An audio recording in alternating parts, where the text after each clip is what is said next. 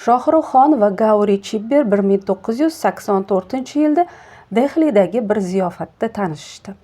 O'shanda Shohrux 18, Gauri esa 14 yoshda edi. Ularning birinchi uchrashuvi Panchshela klubda bo'ldi. Shohrux dastlab Gauri bilan gaplashishga tortinib turgan bo'lsa-da, suhbatlari uzoq davom etib, bu uchrashuv ularning hayotida muhim burilish yasadi.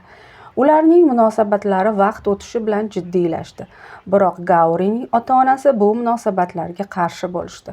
Chunki Shohrux musulmon, Gauri esa hinduizm diniga e'tiqod qiluvchi oiladan edi. Bu qarshiliklar Gaurini charchatdi va u Shohruxga hech narsa demasdan do'stlari bilan Mumbayga ketishga qaror qildi.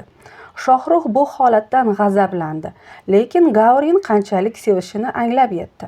U Mumbayga borib, Gaurini izlab topdi va ularning munosabatlari yana tiklandi. Shohrux va Gauri 1991-yil 25-oktyabrda an'anaviy hind nikoh marosimi bilan turmush qurishdi. Bu nikoh Shohruxning aktyorlik faoliyati boshlanishidan sal oldin bo'lib o'tdi.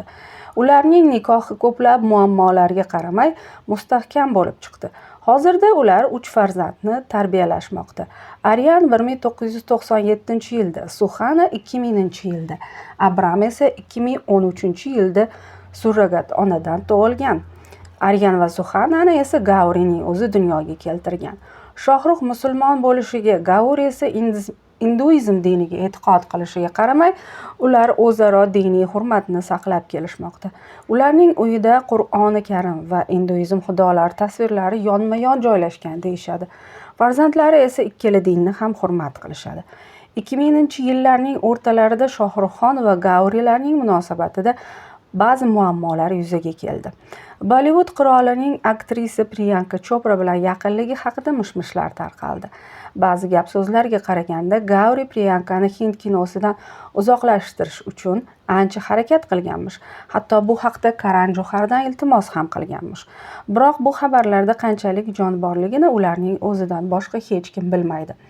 Bu davr xonlar hayotidagi eng notinch, muammoli davrlardan biri bo'ldi. Biroq Shohrux va Gauri qiyinchiliklarni yengib o'tib, munosabatlarini tiklashga va saqlab qolishga muvaffaq bo'lishdi. Shohrux doimgidek qizg'in ish faoliyatini davom ettirmoqda. Gauri esa o'z faoliyatini olib bormoqda. Turli tadbirlarda ularni doim birga, bir-birlariga mehr va hurmat bilan boqqan holda ko'ramiz. Shohrux va Gaurixonning sevgi qissasi bu chinakam muhabbat, sadoqat va bardavomlik timsolidir. Ularning oilasiga juda ko'pchilik havas qiladi. Ular yoshligida boshlangan munosabatlarini turli to'siqlarga, muammolarga qaramay mustahkam nikohga aylantirishga muvaffaq bo'lishdi.